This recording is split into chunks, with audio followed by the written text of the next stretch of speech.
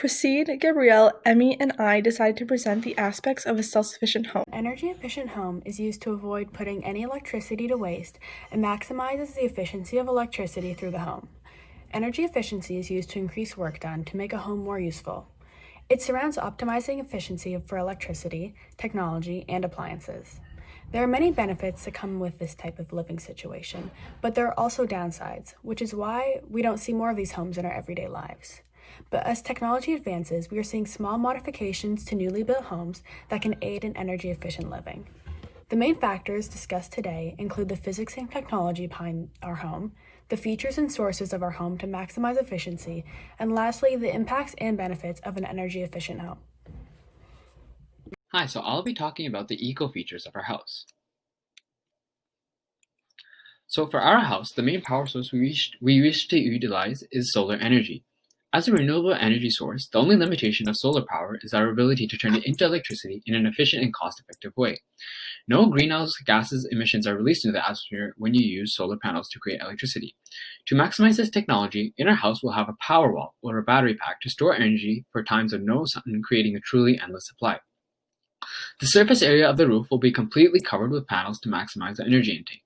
Paired with this, we wish to eliminate all gas usage while also minimizing our electric usage.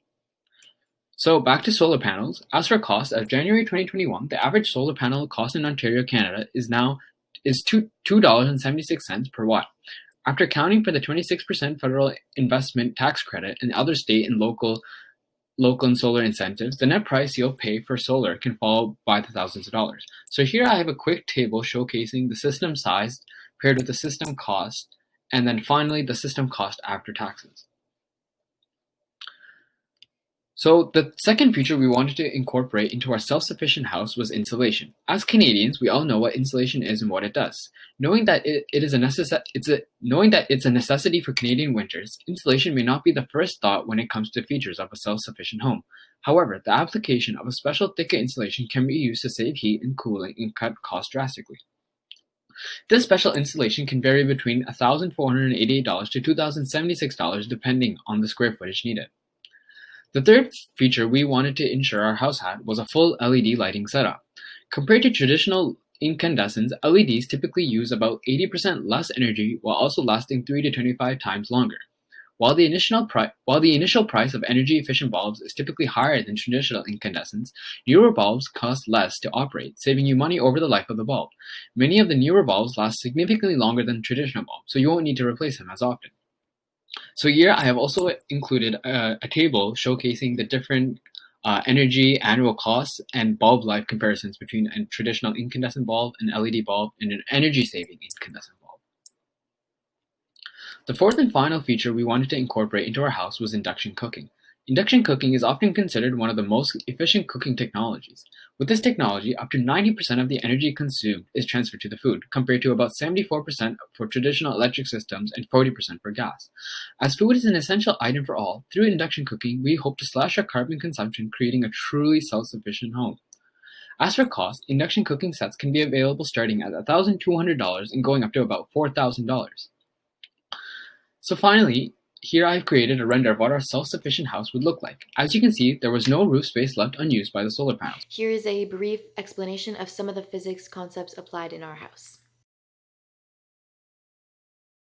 Solar panels can be broken down further into the components called solar cells. These are often made up of an element called silicon. So these solar cells contain two layers. The first layer has an abundance of electrons and the other layer has the space for more. So this allows the free flow of electrons throughout the system. When these cells are hit with photons, particles emitted from the sun, it knocks loose these electrons, causing them to flow and thus being converted into electrical energy to be used around our net zero home. So here we see a prime example of the conversion of energy because we have the sun that converts chemical energy into solar energy, and then we see the solar panels that converts the solar energy into electrical energy. This is also a good example of DC current and alternating current because the solar panels are only able to create a direct current, but unfortunately many appliances can't use direct current. So in order for it to become an alternating current, the direct current passes through the DC inverter. First, there's insulation, and insulation is an extremely important principle in any self-sufficient home in order to maintain the home's temperature and reduce the amount of energy wasted on things like heating and cooling. We need to have good insulation. So insulation is measured in something called its R value. The average home has insulation that's rated at a 30 R value, and things like windows are around 3 R, but we propose that we double both of these values in order to ensure minimal heat transfer. So there are 3 kinds of heat transfer: convection, conduction, and radiation. In order to prevent this transfer and loss of heat in the respective seasons, we want to provide an insulation barrier between the inside and the outside, stopping and minimizing this transfer. Like the measured resistance in a wire, insulation is measured in its R value, with a higher R value meaning it's less and less conductive of thermal radiation. This keeps the home at a consistent temperature, limiting the need for heat or cooling. Materials and thickness are the variables that change the R value. Next, we are talking about induction cooking because we want to stay as efficient as possible with our appliances. So induction stoves are extremely efficient. They use electromagnetism to heat up the pots and pans. When the stove is turned on, it creates a current, a quickly alternating current. Then the material from the pot or the pan absorbs this current and now has a current of its own. And due to the resistance of the pan, it heats up the pot. It converts this energy into thermal energy, which is then used to heat up the food or boil the water. It's extremely efficient, and that it only uses a fraction of the energy that a normal stove would use.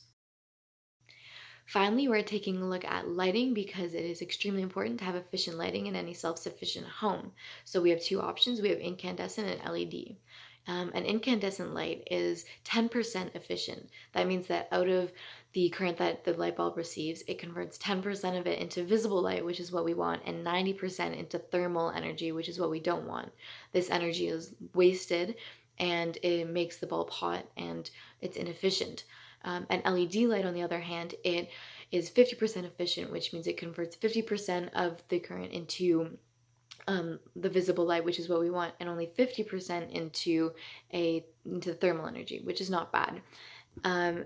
To do a little example, we have both lights we need to emit 150 joules, and with the respective efficiencies, we can see that mathematically a incandescent light will require 1,500 joules, whereas the LED light will only require 300. So we can see how it makes a big difference in energy consumption.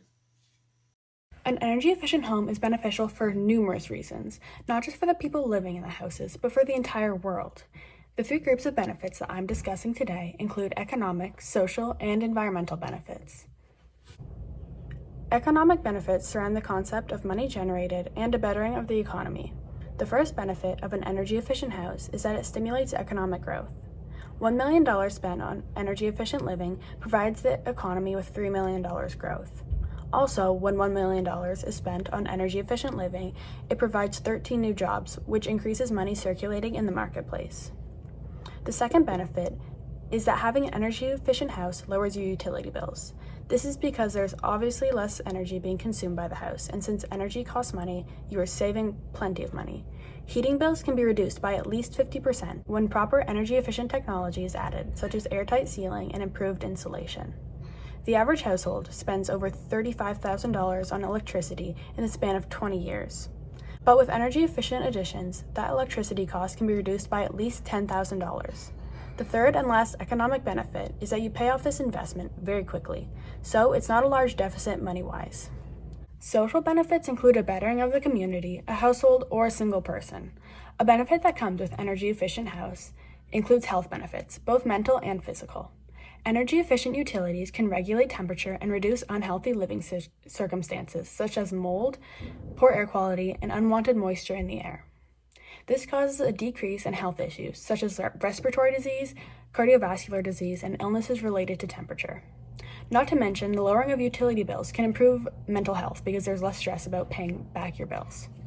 The second social benefit involves the home's ability to protect the household members in natural disasters and power outages by providing the house with energy from the sunlight and not relying on non-renewable resources.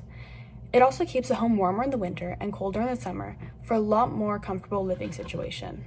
Lastly, environmental benefits. These benefits can be identified as an improvement or protection for the environment. For example, this energy-efficient house does not have as large as a carbon footprint as a normal house would. The energy-efficient house relies on renewable resources such as solar energy and doesn't contribute to the burning of fossil fuels and nuclear fuels at thermal power plants. These non-renewable and damaging fuels contribute to gas emissions, thus contributing to climate change on our planet. These houses provide safer air and water for household members, but also for the outdoors, as there is less usage of power plants, which is infamously known to cause air pollution. So this house aids in the conservation and restoration of natural resources and the protection of our planet. I'm going to be presenting the economic, social, and environmental impacts of living in a self-sufficient home. Starting off with economic impacts, oil, which is a very valuable resource in Canada, created 500,000 jobs in 2017. If more self-sufficient houses were starting to be created, these finite energy sources like oil would no longer be used, and instead we would start to use infinite energy sources. So the loss of the oil industry will cause an inefficient economy, leading to unemployment because we're operating below our capacity, and because of this it will cause a multiplier effect where people have less money because of the economy, so they're spending less money, and even more people become unemployed. The oil industry is especially important in the western provinces like Manitoba, Saskatchewan, and Alberta. As far as imports and exports go, crude oil, natural gas, and other petroleum products are worth 19% of Canadian exports every year, amounting to $112.6 billion. And for our relationship with the United States, we import 98% of the crude oil that they take in, and that's 4 million barrels per day. That data is from 2019. As far as social goes, it's very likely that with new residential developments, there will start to be self-sufficient communities separate from those that rely on companies to get their electricity, creating a social class separation. And this will cause a separation in social class because of the cost analysis. Even though you can look at self-sufficiency as an investment, a lot of low-income families don't have the money to put in the investment in the first place. So starting off with solar panels, they can cost more than $15,000 for one roof, and even that most likely won't be enough to supply electricity for families of 4 people or more, especially not with children. Also, induction stoves cost hundreds more than regular gas stoves. And because of this new community separation, that's why, because the self-sufficient house will be occupied by higher income families, whereas the dependent houses will be occupied by the lower income families.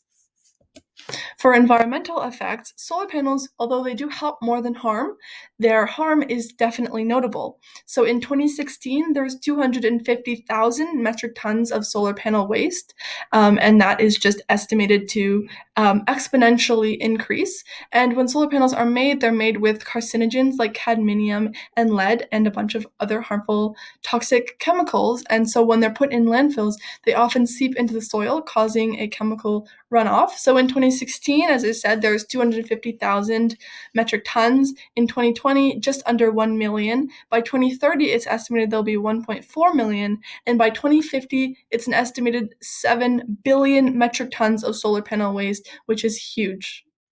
After analyzing the cost, physics, effects, and impacts of living in a self-sufficient home, we've come to the conclusion that even though self-sufficient homes can be damaging to the economy, they're significantly better for the environment and truly the only choice in today's climate. A lot of the damage done to the economy can be fixed by the newly created jobs in clean energy resources, and a lot of the impact to the environment can be fixed with new developments in solar panel technology. People who live in self-sufficient homes save money and they help the environment. The average family spends upwards of $1,200 every year on electricity bills, so it's really true that every aspect of a self-sufficient home is an investment and a worthy one at that.